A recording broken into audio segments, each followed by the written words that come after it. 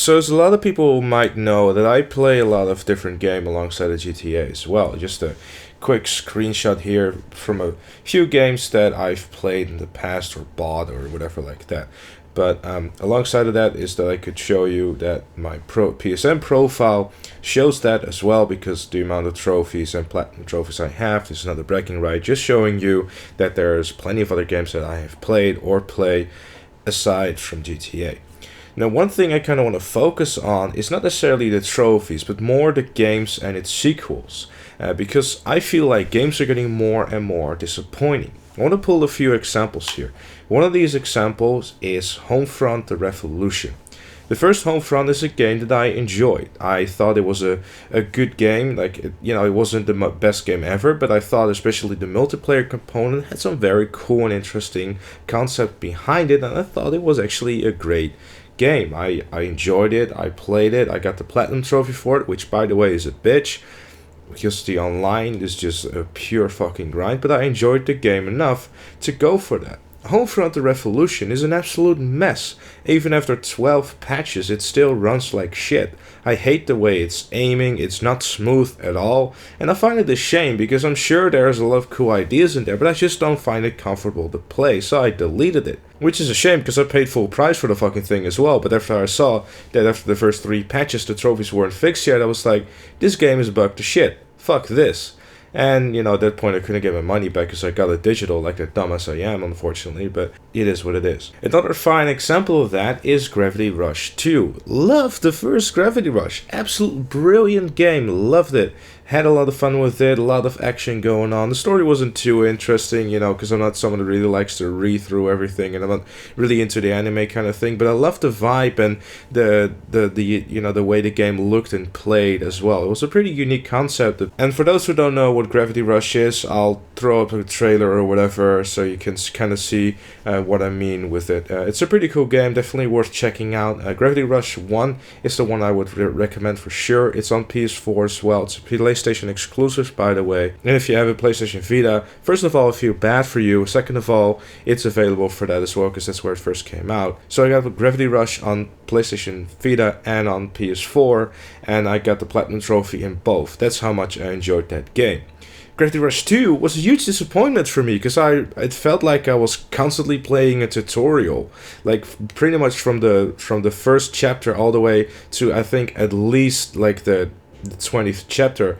I felt like I was constantly, doing the beginning of the game because it was very slow. There wasn't really much going on, and I think it finally started to get somewhere when it comes to the gameplay at like chapter 20. And after that, I was like already like, I just want to finish this. Hopefully, it will get better.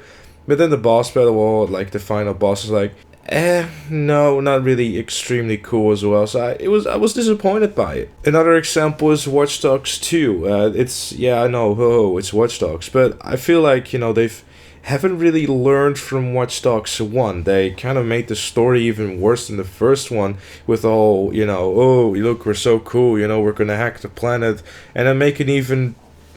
the world was again very dead, which, was a shame.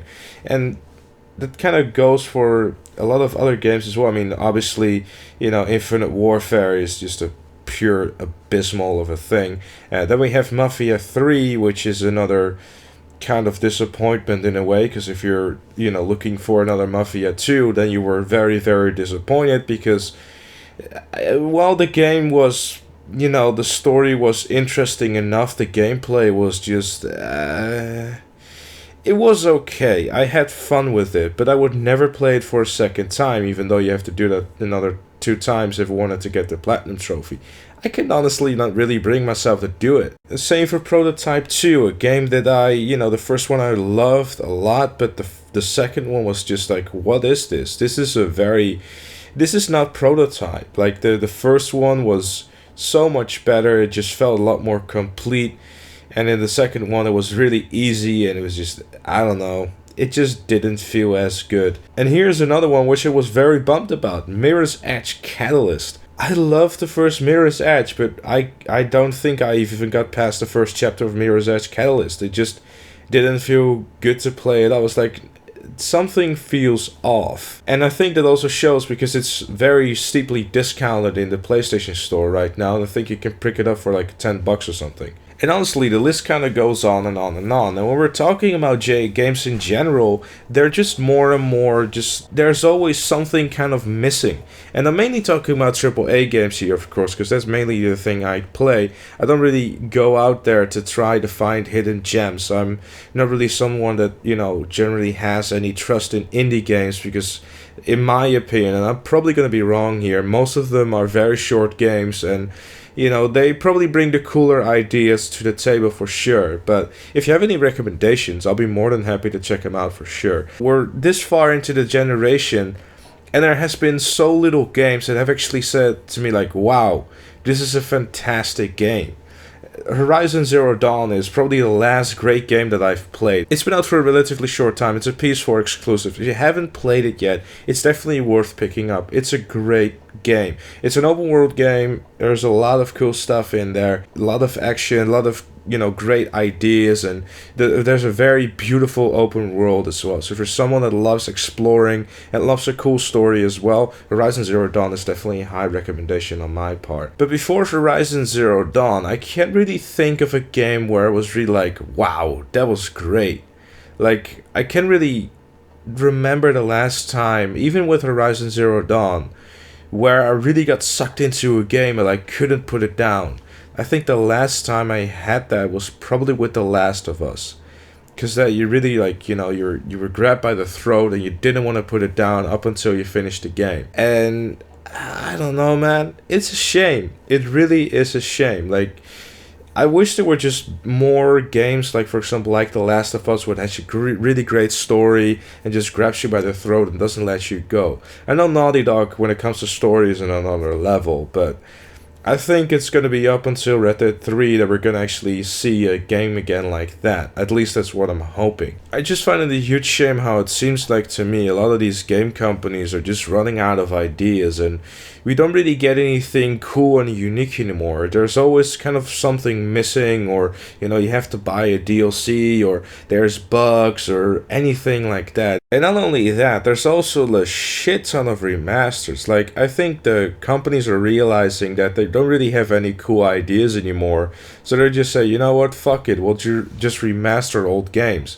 And the worst part about it is that everyone gets excited about those remasters as well. People are still asking for a GTA 4 remaster. Now, I would be lying if I said that I wouldn't love to play GTA 4 on my PS4, but it's kind of come to the point where the PS4 and the Xbox One kind of just become systems with remasters and mediocre sequels, which is just a huge shame, because if you look back at the PS3 days, there were so many fantastic games out there. And I know we're probably still pretty early on in the cycle, but with the PS4 Pro and the Xbox Scorpio coming out, I just yeah, but is 4K really gonna be, making the games any better? I feel like graphics are just something that people look on to way too much. I like to call them the graphics generation, because if you look at a game like Crysis looks great, but it plays like shit. The gameplay is awful. I don't like it at all. But some people literally only look to a game and like, hey, those graphics are shit. What a shit game. I feel like you should always give games a chance and always enter them with an open mind and keep on playing until you realize, like, I'm really wasting my time here. Which is just something that I always just try to do and never really look at graphics. Sure, looking at Horizon Zero Dawn again, if you're walking through the forest and stuff, there were many times where I stopped real quick and just had a bit of a look around the world because it was so beautiful. There was a part in Horizon Zero Dawn which really reminded me of Red Dead Redemption, and it kind of gave me some nostalgia feelings as well, which was just, that's something I can't complain about. But I guess another thing is that gameplay wise, there's a lot of things that it's all been done as well, and trying to innovate a game like Call of Duty, for example, I'm just naming something which has been around for every single year, is very difficult, which is some of the things that I kind of respect Ubisoft for, because they've kind of said that, yo, we're gonna take a bit of a break, we're gonna look at Assassin's Creed and come again, in a year or two, and try to make it better. Hopefully, because the last few Assassin's Creed games, I haven't even played them because whenever I was done with Assassin's Creed 4, I was like, this game was awful. I hate everything about it. It was fun in Assassin's Creed 3 where you did that one level with the pirate shit. No need to do an entire fucking game about it. The damn tailing missions, it was driving me fucking insane. You can ask Mitch, he probably still remembers all those damn rants I did on it. I hated those fucking tailing missions. They were driving me fucking nuts.